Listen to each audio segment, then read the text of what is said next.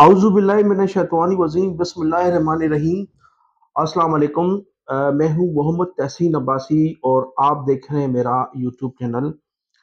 नाज़रीन, आज के व्लॉग में मैं सबसे पहले जिक्र करूँगा जो आज एक अहम तैनाती हुई है महकमा बल्दियात में। और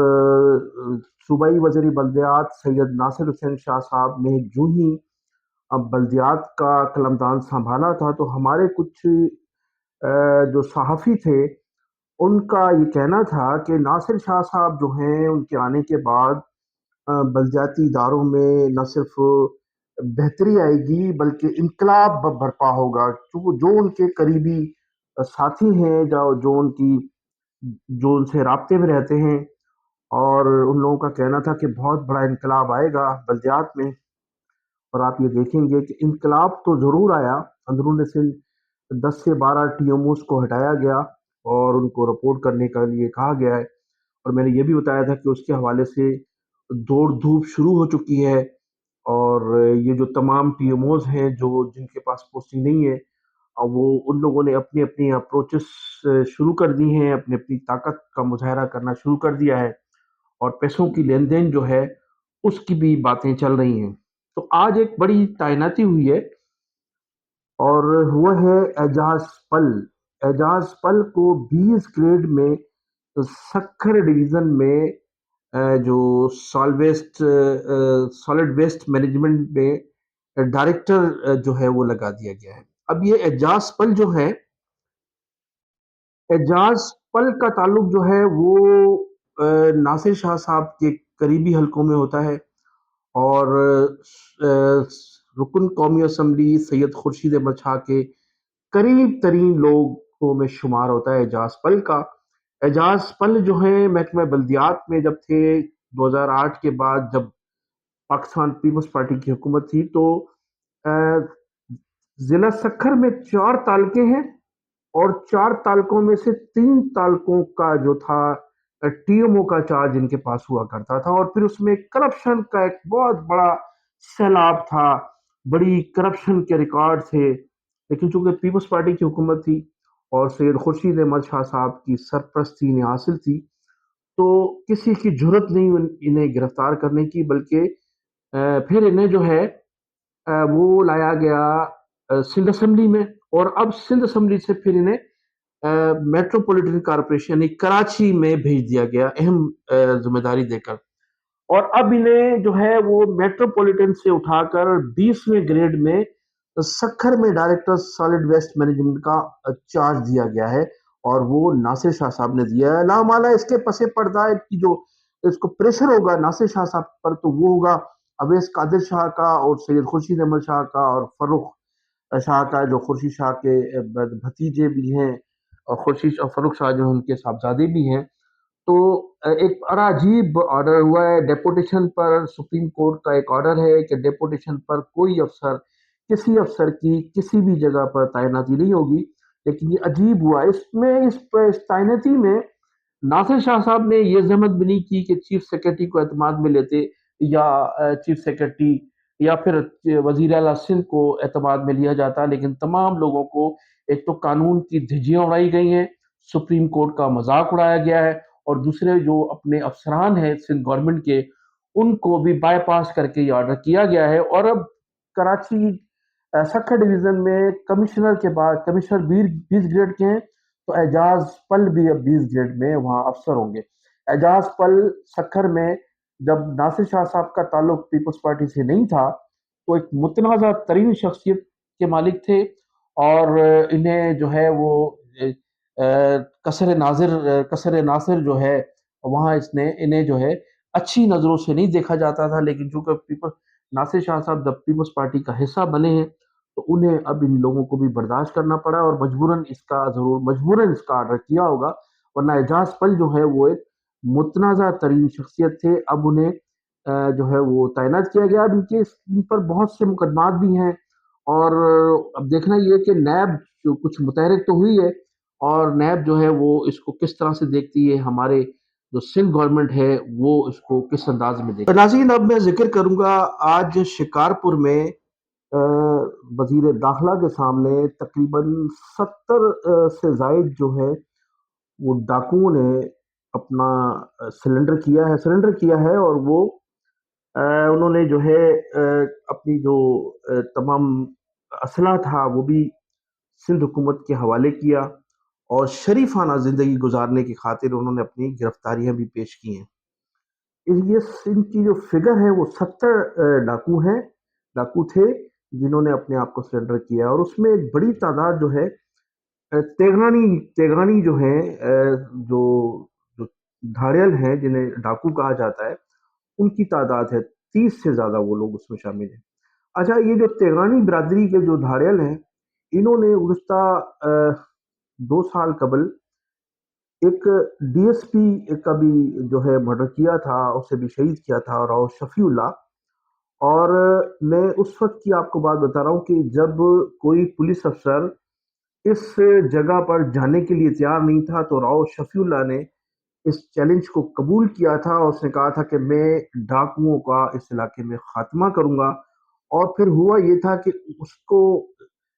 اس کے جو ساتھی پولیس افسران تھے، اور وہ تمام لوگ جو تھے ان ڈاکوؤں سے مبینہ طور پر ملے ہوئے تھے، اور ملی بھگت کے ذریعے پولیس کی مخبری کے باعث جو ہے راؤ شفیع اللہ کو جو ہے شہید کیا گیا تھا۔ راؤ شفیع اللہ ایک مہاجر تھا، اور جو دوسرے افسران تھے وہ مقامی تھے وہاں کے، اور اس کو شہید کر دیا گیا، لیکن اس کو اس کا جو حق تھا ان کے بچوں کا وہ نہیں دیا گیا۔ راؤ شفیع اللہ ایک دلیر افسر تھا، اس نے اس چیلنج کو قبول کیا تھا، اور اس نے اس علاقے میں جا کر للکارا تھا ان ڈاکوؤں کو۔ اور اس میں کہا جاتا ہے کہ وہاں کے جو مقامی لوگ تھے ان لوگوں نے بھی اس کے ساتھ تعاون نہیں کیا تھا، اور پھر راؤ شفیع اللہ کو انہی ڈاکوؤں نے جو جنہوں نے سرنڈر کیا ہے راؤ شفیع اللہ کو شہید کیا تھا۔ تو اب اس کا خون جو ہے وہ کس پر ہوگا، کس کے ہاتھوں پر اس کا لہو تلاش کیا جائے، پھر ہم یہ کہیں گے۔ اب یہ جو 70 ڈاکوؤں نے سرنڈر کیا ہے، اس سے قبل حکومت نے کئی مرتبہ کوشش کی کہ یہاں آپریشن کیا جائے، اور یہاں آپریشن کر کے ان ڈاکوؤں کو خاتمہ کیا جائے۔ تو اس آپریشن میں کے سلسلے میں آئی جی سندھ کو جو ہمارے خفیہ اداروں نے رپورٹ دی تھی، اور پھر آئی جی سندھ نے کور کمانڈر اور ڈی جی رینجرز کے پاس ایک اجلاس ہوا تھا ان ڈاکوؤں کے خاتمے کے لیے، اس میں آئی جی سندھ صاحب نے ایک لسٹ دی تھی اس وقت، اور یہ کہا تھا، یہی غلام نبی میمن صاحب تھے، کہ یہاں ڈاکوؤں کا خاتمہ کرنے کے لیے ہمیں علاقے کے سرکردہ لوگوں کو گرفتار کرنا پڑے گا۔ انہوں نے ایک لسٹ دی تھی، انہوں نے بتایا تھا، اور وہ جو لسٹ تھی اس میں بدقسمتی سے تمام اراکین اسمبلی، پاکستان پیپلز پارٹی کے عہدیداران، اور جو وڈیرے تھے جن کا تمام تعلق پاکستان پیپلز پارٹی سے تھا، ان کی وہ لسٹ تھی۔ اور جب وہ لسٹ صدر مملکت آصف علی زرداری کے سامنے پیش کی گئی، تو پھر وہ آپریشن روک دیا گیا، اور زرداری صاحب کا یہ کہنا تھا کہ اگر آپریشن کامیاب کرنے کے لیے ان لوگوں کو گرفتار کیا گیا تو پھر پیپلز پارٹی کا ان علاقوں سے خاتمہ ہو جائے گا، پیپلز پارٹی سمٹ جائے گی۔ تو یہ آپریشن روک دیا گیا تھا۔ اب کچھ لوگوں کا یہ کہنا ہے کہ یہ جو ڈاکو تھے، جن زمینوں پر یہ ڈاکو تھے، وہ زمینیں وہاں کے جو غریب چھوٹے زمیندار تھے، جو حاری تھے، ان سے خریدی گئیں۔ ان کو کہا گیا کہ یہ ڈاکو جو ہے ساری زندگی آپ کو آپ کی زمینوں پر نہیں جانے دیں گے۔ تو سستے داموں بتایا جاتا ہے کہ مبینہ طور پر زرداری مافیا نے زمینیں خریدی ہیں، اور خریدنے کے بعد چونکہ وہ سمجھتے تھے کہ سالہ سال سے فصلیں نہیں ہیں، لوگ وہاں سے منتقل ہو گئے، لوگوں نے اپنی زمینیں بھی بیچی، اپنی پراپرٹیز بھی بیچی۔ اس کے حوالے سے بھی میں نے ایک ماضی میں ایک پروگرام کیا تھا کہ جو زمیندار اپنی زمینیں چھوڑ کر یا زمینیں کوڑیوں کی دام بیچ کر اس علاقے سے منتقل ہوئے ہیں، ان کی بھی میں نے ایک انٹرویو کیا تھا، وہ بھی میرے پاس ریکارڈ میں موجود ہے۔ تو وہ لوگ ان سے مبینہ طور پر سستے داموں زمینیں خریدی گئیں، اور انہیں وہاں سے مجبوراً منتقل ہونا پڑا تھا۔ تو ایک یہ بھی پالیسی تھی، وہاں کی زمینیں خریدی گئیں ان ڈاکوؤں کی موجودگی کا فائدہ اٹھاتے ہوئے، اور اب ان ڈاکوؤں کو جو ہے وہ سرنڈر کرایا گیا ہے۔ اچھا، اس علاقے کے حوالے سے دوستو آپ کو بتاتا چلوں کہ ماضی میں پاکستان پیپلز پارٹی کی حکومت میں جب امتیاز شیخ صاحب صوبائی وزیر تھے تو ڈاکٹر رضوان تھے یہاں ایس ایس پی، اور بہت ایماندار افسر تھا وہ۔ جب اس نے تمام شکارپور کا سروے کیا تو اس نے ایک رپورٹ تیار کی تھی، اور اس رپورٹ کے مطابق اس نے رپورٹ میں یہ تحریر کیا تھا سندھ حکومت کو کہ امتیاز شیخ جو ہیں مبینہ طور پر ڈاکوؤں کے اس علاقے میں سرپرست ہیں، اور اگر امتیاز شیخ کو گرفتار کیا جائے تو میں شکارپور ضلع میں آدھے کرائم جو ہے ان کا خاتمہ کر سکتا ہوں۔ اس کے ساتھ ساتھ مزید لوگوں کی بھی اس نے رپورٹ دی تھی، لیکن امتیاز شیخ کا نام صفحے اول پر تھا۔ اور اسی ڈاکٹر رضوان نے، جو S S P Karachi south بھی رہے تھے، انہوں نے سعید غنی اور ان کے بھائی فرحان غنی کے متعلق بھی یہ رپورٹ دی تھی کہ اس ضلع میں، اس علاقے میں جو منشیات فروش ہوتی ہے، جو بدماشی ہوتی ہے، جو اغوا برائے تاوان ہے، زمینوں پر قبضے ہیں، لوگوں کے گھروں پر قبضے کیے جاتے ہیں، تو اگر فرحان غنی اور سعید غنی کو مبینہ طور پر گرفتار کیا جائے تو اس علاقے سے یہ کرائم ختم ہو سکتے ہیں۔ ان دونوں صوبائی وزراؤں کی رپورٹ جو ہے وہ ریکارڈ کا حصہ ہے، اور جب یہ رپورٹ دی گئی تھی تو اس کے فوری بعد دو صوبائی وزراء کے خلاف ایک ایس ایس پی جب رپورٹ دے گا تو پھر اس کی پوسٹنگ تو